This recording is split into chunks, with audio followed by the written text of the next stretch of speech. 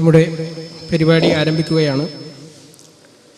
നിശബ്ദ അടിയന്തരാവസ്ഥയെ ചെറുക്കുക എന്ന തലക്കെട്ടിൽ സോളിഡാരിറ്റി സംസ്ഥാന സമിതി സംഘടിപ്പിക്കുന്ന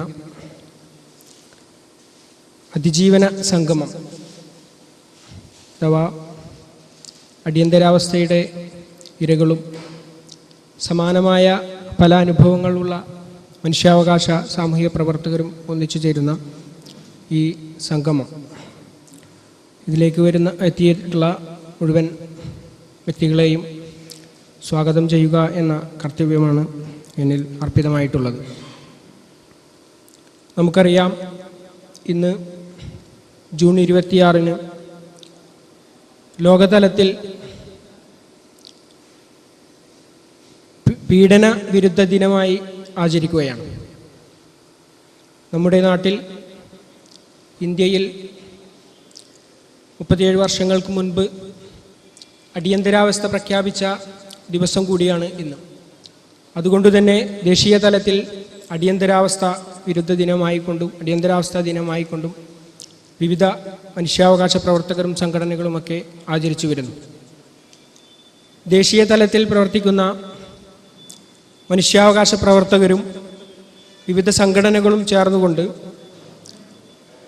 ഇന്ന് നമ്മുടെ നാട്ടിൽ അരങ്ങേറിക്കൊണ്ടിരിക്കുന്ന മനുഷ്യാവകാശ ലംഘനങ്ങൾക്കെതിരെ ഭരണകൂടം അടിച്ചേൽപ്പിക്കുന്ന വിവിധ വ്യാജ കേസുകളെ സംബന്ധിച്ച അത്തരം കേസുകൾക്ക് അകപ്പെട്ട ആളുകളുടെ മനുഷ്യാവകാശ പ്രശ്നങ്ങൾ ചർച്ച ചെയ്യുന്ന ഒരു വേദി fabricated.in എന്ന പേരിൽ ഒരു വെബ്സൈറ്റ് ആരംഭിക്കുകയുണ്ടായി. സോളിഡാരിറ്റി വളരെ സജീവമായി ഇടപെട്ടുകൊണ്ടിരിക്കുന്ന, അതിൽ പങ്കാളിത്തം വഹിച്ചുകൊണ്ടിരിക്കുന്ന, ദേശീയ തലത്തിൽ പ്രവർത്തിച്ചു കൊണ്ടിരിക്കുന്ന ഈ fabricated.in ഇന്ന് ദേശീയ തലത്തിൽ വിവിധ പരിപാടികൾക്ക് ആഹ്വാനം ചെയ്തിട്ടുണ്ട്. ഈ വെബ്സൈറ്റിൻ്റെ ആഹ്വാന പ്രകാരം കേരളത്തിലും കേരളത്തിന് പുറത്തും ബാംഗ്ലൂർ, ചെന്നൈ, ഡൽഹി, പിന്നെ നമ്മുടെ നാട്ടിൽ തന്നെ തിരുവനന്തപുരത്ത്, എറണാകുളത്തും പിന്നെ മറ്റു പല ക്യാമ്പസുകളിലുമൊക്കെ ഇത്തരം പരിപാടികൾ, പല തരത്തിലുള്ള പരിപാടികൾ അടിയന്തരാവസ്ഥ ദിനത്തോടനുബന്ധിച്ച് നടത്തിവരുന്നു. സോളിഡാരിറ്റി യൂത്ത് മൂവ്മെൻറ്റ് ഈ fabricated.inൻ്റെ ആഹ്വാനത്തെ കൂടി പരിഗണിച്ചുകൊണ്ടാണ് ഇത്തരത്തിലൊരു പരിപാടി ഇവിടെ സംഘടിപ്പിക്കുന്നത്. മുൻപും അടിയന്തരാവസ്ഥാ ദിനത്തിൽ ഇത്തരത്തിലുള്ള മനുഷ്യാവകാശ പ്രശ്നങ്ങൾ ഉയർത്തിക്കൊണ്ടുള്ള പരിപാടികൾ സംഘടിപ്പിക്കപ്പെട്ടിട്ടുണ്ട്. നമുക്കറിയാം, അടിയന്തരാവസ്ഥ കഴിഞ്ഞു പോയത് അതിൻ്റെ അനുഭവസ്ഥരായ ആളുകൾ നമുക്ക് മുന്നിൽ വളരെ കുറഞ്ഞ ആളുകളാണ്. പുതിയ തലമുറയെ സംബന്ധിച്ചിടത്തോളം അത് ഒരു ചരിത്ര അനുഭവം മാത്രമാണ്. അതേസമയം ഇന്ന് അടിയന്തരാവസ്ഥക്ക് സമാനമായ ഒരവസ്ഥ നമ്മുടെ നാട്ടിൽ നിലനിൽക്കുന്നു. അഥവാ ഒരു നിശബ്ദ അടിയന്തരാവസ്ഥ, അതല്ലെങ്കിൽ ഒരു അപ്രഖ്യാപിത അടിയന്തരാവസ്ഥ നമ്മുടെ നാട്ടിൽ നിലനിൽക്കുന്നു എന്നാണ് നാം മനസ്സിലാക്കുന്നത്. അതിനൊട്ടനവധി ഉദാഹരണങ്ങൾ നമുക്ക് മുന്നിലുണ്ട്. മനുഷ്യാവകാശ പ്രശ്നങ്ങൾ ഉയർത്തിക്കൊണ്ട് മനുഷ്യാവകാശ രംഗത്ത് പ്രവർത്തിക്കുന്ന നിരവധി ആളുകൾ നമ്മുടെ ഈ വേദിയിൽ പങ്കെടുക്കുന്നുണ്ട്. അവർ അത്തരം വിഷയങ്ങളെക്കുറിച്ച് കൂടുതൽ പ്രതിപാദിക്കുമെന്ന് നാം വിശ്വസിക്കുന്നു. എനിക്ക് ഈ സന്ദർഭത്തിൽ ഓർമ്മ വരുന്നത് പ്രശസ്ത സാഹിത്യകാരൻ ആനന്ദിൻ്റെ ഒരു നോവലാണ്. അദ്ദേഹത്തിൻ്റെ ഗോവർദ്ധനൻ്റെ യാത്രകൾ എന്ന ഒരു നോവലിൽ ഗോവർദ്ധൻ എന്ന ഒരു കഥാപാത്രത്തെ ഒരു പ്രതീകമായിക്കൊണ്ട് അവതരിപ്പിക്കുന്നുണ്ട്. ആ നോവലിൽ ഗോവർദ്ധനൻ എന്ന മനുഷ്യനെ അവിടുത്തെ ആ നാട്ടിലെ ഭരണകൂടം തൂക്കിക്കൊല്ലാൻ വിധിക്കുന്ന ഒരു സന്ദർഭം. അതിനൊരു കാരണമുണ്ടാവുന്നത് ആ നാട്ടിൽ ഒരു പ്രമാദമായ കേസ് ഉണ്ടാവുന്നുണ്ട്, ഒരു സംഭവം നടക്കുന്നു. ആ സംഭവം എന്തെന്നാൽ അവിടെ ഒരു ആട് ചത്തതായിരുന്നു ആ സംഭവം. ആട് ചാവാനുണ്ടായ ഒരു കാരണമെന്നത് ഒരു മരത്തിന് ചോട്ടിൽ ആടിനെ കെട്ടിയിട്ടിരുന്നു. ആ മതിൽ, അതിൻ്റെ തൊട്ടുള്ള ഒരു മതിൽ ഇടിഞ്ഞുകൊണ്ട് ആ ആട് വീഴുന്നു, ആട് ചാവുന്നു. അങ്ങനെ ആടിൻ്റെ ഉടമസ്ഥൻ ഭരണാധികാരിയുടെ അടുത്തിൽ വന്ന് പരാതി പറയുന്നു, എൻ്റെ ആട് ചത്തു, ഇതിന് പരിഹാരം കാണണം, എനിക്ക് തക്കതായ അതിന് നഷ്ടപരിഹാരം കാണണമെന്ന് അവതരിപ്പിച്ചപ്പോൾ ഭരണാധികാരി അത് വളരെ ഗൗരവത്തിലെടുക്കുകയും അതിൻ്റെ കുറ്റവാളികളെ കണ്ടെത്താൻ ഉത്തരവിടുകയും ചെയ്തു. അങ്ങനെ അവർ കുറ്റവാളികളുടെ ഒരു പരമ്പര തന്നെ കണ്ടെത്തുകയാണ്. അതിനു മുന്നേ തന്നെ ഈ കുറ്റവാളിക്കുള്ള ശിക്ഷയും വിധിക്കപ്പെട്ടു. ശിക്ഷ പറഞ്ഞത് ആരാണോ അതിൽ കുറ്റവാളി അദ്ദേഹത്തെ തൂക്കിക്കൊല്ലാൻ വിധിക്കുകയായിരുന്നു. ഒരു ആട് ചത്തതിൻ്റെ പേരിൽ ആ ആടിന് ചാവാൻ കാരണമായി ഇടയാക്കിയത് ആരാണോ അദ്ദേഹത്തെ തൂക്കിക്കൊല്ലാൻ വിധിക്കപ്പെടും. അങ്ങനെ കുറ്റവാളികളുടെ ഒരു പരമ്പര കണ്ടെത്തുന്നു. ആടിനെ അവിടെ കെട്ടിയിട്ട ആളെ ആദ്യം കണ്ടെത്തുന്നു, അദ്ദേഹത്തെ തൂക്കാൻ വിധിക്കുന്നു. പിന്നീട് ആ മതിൽ തൊട്ടടുത്ത് മതിലുണ്ടാക്കിയ ആ മതിൽ നിർമ്മിച്ച ആൾ വളരെ ദുർബലമായ ഒരു മതിൽ നിർമ്മിച്ചത് കൊണ്ടാണ് അത് വീഴുന്നത്. അതുകൊണ്ട് അദ്ദേഹം ഇതിൽ കുറ്റവാളിയാണെന്ന് പറഞ്ഞത് അദ്ദേഹത്തെ ശിക്കുന്നു. മറ്റൊന്ന് ഈ കെട്ടാൻ സാഹചര്യം ഉണ്ടാക്കി കൊടുത്ത ആ മരം നട്ട അദ്ദേഹത്തെ. അങ്ങനെ അതിൻ്റെ ഒരു പരമ്പര തന്നെ അതുമായി ബന്ധപ്പെട്ട് തൊട്ടവരും തൊടാത്തവരും ഒക്കെ കുറ്റവാളിയാക്കപ്പെട്ടുകൊണ്ട് ഒരു കുറ്റവാളികളുടെ ഒരു പരമ്പര സൃഷ്ടിക്കപ്പെട്ടു. പക്ഷേ ഇവരിൽ ആരിലും ശിക്ഷ നടപ്പാക്കാൻ കഴിയാതെ വന്നു. അതിൻ്റെ ഒരു കാരണം ഈ ശിക്ഷ നടപ്പിലാക്കേണ്ട തൂക്ക് കയർ വളരെ ചെറുതായിരുന്നു എന്നതാണ്. വളരെ ചെറിയ ഇടുങ്ങിയ ഒരു വട്ടമുള്ള ഒരു തൂക്ക് കയറിൽ അവിടുത്തെ ഈ പറഞ്ഞ കുറ്റവാളികളിൽ ആരിലും ശിക്ഷ നടപ്പാക്കാൻ പറ്റുന്നില്ല. അവരുടെ കഴുത്ത് അതിന് പാകമാവുന്നില്ല.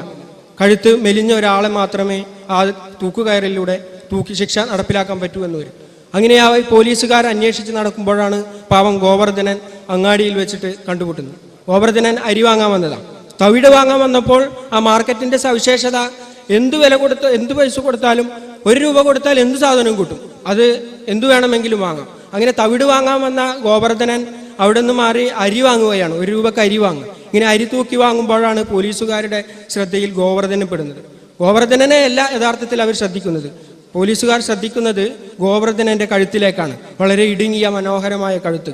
തങ്ങളുടെ വട്ടത്തിന്, തങ്ങളുടെ തൂക്കുകയറിന് സമാനമായ ഒരു കഴുത്തുള്ള ഒരു മനുഷ്യൻ ഇതായെത്തിയിരിക്കുന്നു. വളരെ ആഹ്ലാദത്തോടു കൂടി അവർ സൂക്ഷ്മം ഇദ്ദേഹത്തെ നിരീക്ഷിച്ചു കൊണ്ടിരിക്കുന്നു. അങ്ങനെ ഗോവർദ്ധനെ പിടികൂടുകയാണ്. ഗോവർദ്ധനോട് പറയാണ്, നീ കുറ്റവാളിയാവണം.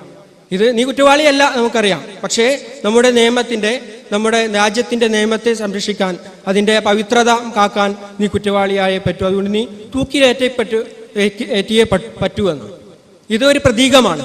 നമ്മുടെ നാട് ഇന്ന് അനുഭവിച്ചുകൊണ്ടിരിക്കുന്ന, നമ്മുടെ സമകാലീനമായി നടന്നുകൊണ്ടിരിക്കുന്ന മനുഷ്യാവകാശ പ്രശ്നങ്ങളുടെ ഉള്ളറകളിലേക്ക് ചെല്ലുമ്പോൾ ഇതൊരു പ്രതീകമായിട്ട് നമുക്ക് മനസ്സിലാക്കാൻ സാധിക്കും. നമുക്ക് ചുറ്റുമുള്ള ഗോവർദ്ധനന്മാർ ആരൊക്കെയെന്ന് നാം ഓരോന്ന് എടുത്ത് പരിശോധിക്കുമ്പോൾ നമുക്ക് മനസ്സിലാക്കാൻ പറ്റും. നമുക്കറിയാം, അഫ്സൽ ഗുരു തൂക്കുകയർ കാത്തു നിൽക്കുന്ന ഒരു ഗോവർദ്ധനനാണ്. കോയമ്പത്തൂർ ജയിലിൽ 9.5 വർഷക്കാലം കിടന്ന് നിരപരാധിയാണെന്ന് വിട്ട് ഇപ്പോൾ വീണ്ടും 2 വർഷത്തോളമായി, ഏകദേശം 1.5 വർഷത്തിലേറെയായി ബാംഗ്ലൂരിൽ കഴിയുന്നത് മറ്റൊരു ഗോവർദ്ധനനാണ്. ഡോക്ടർ ബിനായക് സെൻ ആദിവാസികൾക്ക് വേണ്ടി ശബ്ദിച്ച, അവരുടെ ഉന്നമനത്തിന് വേണ്ടി പ്രയത്നിച്ച ഒരു ഡോക്ടറാണ്. അദ്ദേഹം ഒരു ഗോവർദ്ധനനാണ്. ഷാഹിന, കെ ഷാഹിന എന്ന് പറയുന്നത് ഒരു പത്രപ്രവർത്തകയാണ്. അവർ അബ്ദുൽ നാസർ മദീനയുടെ കേസിലെ ഉള്ളറകളിലേക്ക് ചെന്നു. എന്താണ് ആ കേസ് കേട്ടപ്പോൾ തന്നെ ഉണ്ടായ ഒരു സവിശേഷത? വളരെ വിചിത്രമായ ചില വാദങ്ങൾ പോലീസുകാർ ഉന്നയിക്കുമ്പോൾ അതിൻ്റെ ഉള്ളറകൾ അന്വേഷിച്ച് ചെന്നപ്പോൾ വ്യാജമായ നിർമ്മിതിയാണ് ഈ കേസ് എന്ന് മനസ്സിലാക്കുന്നു. അത് പുറത്തു കൊണ്ടുവന്ന ഷാഹിനയെ കൊടുക്കുന്നു. ഷാഹിന ഒരു പ്രതീകമാണ്. അത് ആ ഒരു ഗോവർദ്ധനന്റെ കുടുംബത്തിൽപ്പെട്ടവരാണ്. വർക്കലയിലെ ദലിതുകൾക്കിടയിൽ അന്വേഷിച്ചാൽ നമുക്ക് കാണാൻ കഴിയും. DHRMന്റെ പ്രവർത്തകർ, അവരും ഒരു ഗോവർദ്ധനന്മാർ. ഇങ്ങനെ ചുറ്റുവട്ടത്തും ഗോവർദ്ധനന്മാരുടെ ശൃംഖല. നമുക്കറിയാം, ഡൽഹിയിലെ അറിയപ്പെടുന്ന പത്രപ്രവർത്തകനാണ് അഹമ്മദ് കാസ്മി. അദ്ദേഹം ദൂരദർശനിൽ വാർത്ത വായിക്കുന്ന ആളാണ്.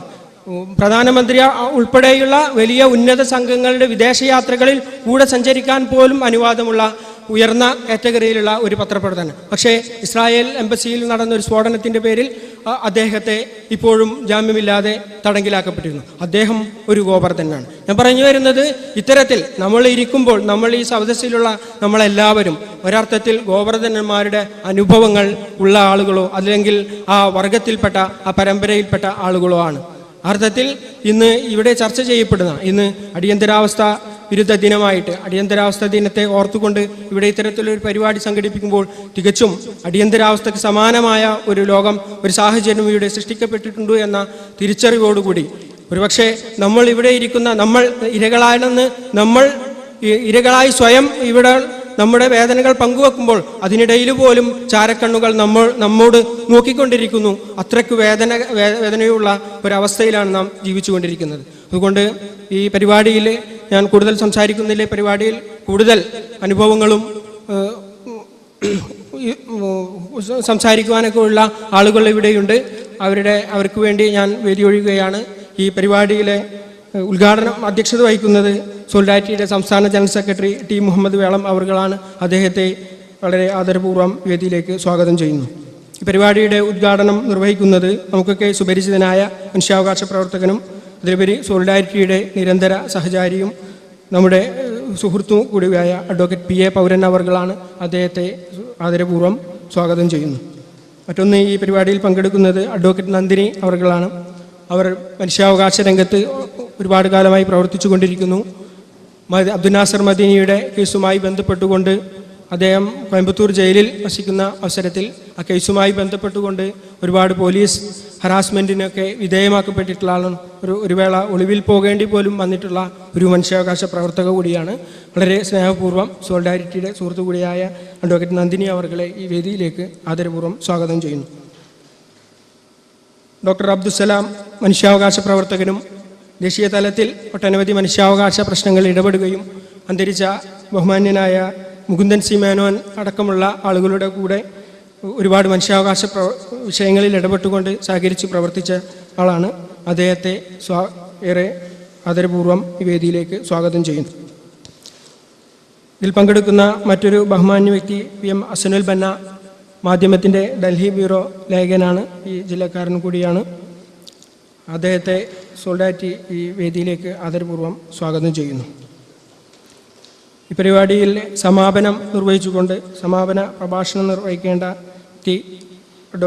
C K Abdul Azeez അവർകളാണ്. അദ്ദേഹം സാമൂഹിക പ്രവർത്തകനാണ്. നേരത്തെ രാഷ്ട്രീയ പാർട്ടിയിലും വളരെ സജീവമായി പ്രവർത്തിച്ചിരുന്ന ഒരു വ്യക്തിയാണ്. അതിലുപരി അടിയന്തരാവസ്ഥയുടെ ഇര കൂടിയാണ്. അടിയന്തരാവസ്ഥ കാലത്ത് ജയിൽ പീഡനം അനുഭവിക്കേണ്ടി വന്ന ഒരു വ്യക്തി കൂടിയാണ്. ഗ്രന്ഥകാരൻ, എഴുത്തുകാരൻ, അതുപോലെ സാമൂഹിക സാംസ്കാരിക പ്രവർത്തകൻ എന്ന രീതിയിലെല്ലാം വളരെ പ്രശസ്തനായ അദ്ദേഹമാണ് ഇതിൻ്റെ സമാപന പ്രസംഗം നിർവഹിക്കേണ്ടത്. അദ്ദേഹം വരുന്ന വഴിയിലാണ്. അദ്ദേഹത്തിൻ്റെ അഭാവത്തിൽ അദ്ദേഹത്തെ ഈ വേദിയിലേക്ക് വളരെ ആദരപൂർവ്വം സ്വാഗതം ചെയ്യും. ഈ പരിപാടിയിൽ സംബന്ധിക്കുന്ന സോളിഡാരിറ്റിയുടെ സംസ്ഥാന സെക്രട്ടറി സുബ്ഹാൻ ബാബു, ഈ പരിപാടിയുടെ ഔപചാരികമായ നന്ദി അറിയിക്കുന്ന മുനീബ് കാരക്കുന്ന് തുടങ്ങിയവരെയും ഈ വേദിയിലേക്ക് സ്വാഗതം ചെയ്തുകൊണ്ട് ഇതിൽ പങ്കെടുക്കേണ്ട മറ്റൊരു വ്യക്തി ശ്രീമിത് ശേഖർ, ഡോക്യുമെൻ്ററി സംവിധായകനും അടുത്തിടെ ശ്രീലങ്കയിലെ മനുഷ്യാവകാശ പ്രശ്നവുമായി ബന്ധപ്പെട്ടുകൊണ്ട് ഒരു ഡോക്യുമെൻ്ററി പ്രദർശനം നടത്തുകയും അതിനുവേണ്ടി ക്യാമ്പയിൻ ചെയ്തതിൻ്റെ പേരിൽ പോലീസ് കേസ് അടക്കമുള്ള പല പ്രയാസങ്ങൾ അനുഭവിപ്പിച്ചിട്ടുള്ള ആളാണ്. സർവോപരി മനുഷ്യാവകാശ സാമൂഹിക പ്രവർത്തനങ്ങളിൽ ഇടപെടുന്ന ഒരു വ്യക്തി കൂടിയാണ്. അദ്ദേഹം വരുന്ന വഴിയിലാണ്. അദ്ദേഹം ഇവിടെ എത്തിച്ചേരുമെന്ന് പ്രതീക്ഷിക്കുന്നു. അദ്ദേഹത്തിൻ്റെ അഭാവത്തിൽ അദ്ദേഹത്തെ സ്വാഗതം ചെയ്യുന്നു. മറ്റൊന്ന്, ഈ നാട്ടുകാരൻ കൂടിയായ എ എം അബൂബക്കർ സാഹിബ് അവർകളാണ്. അടിയന്തരാവസ്ഥയിൽ പങ്കാളിയായിട്ടുള്ള പീഡനങ്ങൾക്കും പല ജയിൽവാസങ്ങൾക്കുമൊക്കെ വിധേയനായിട്ടുള്ള അദ്ദേഹത്തിൻ്റെ അഭാവത്തിൽ ഈ വേദിയിലേക്ക് സ്വാഗതം ചെയ്യുന്നതുകൊണ്ട് അവസാനിപ്പിക്കുന്നു. ഇതിൻ്റെ അധ്യക്ഷത വഹിക്കുന്നതിന് വേണ്ടി സോളിഡാരിറ്റിയുടെ സംസ്ഥാന ജനറൽ സെക്രട്ടറി ടി മുഹമ്മദ് വേളത്തെ ആദരവും ക്ഷണിക്കുന്നു.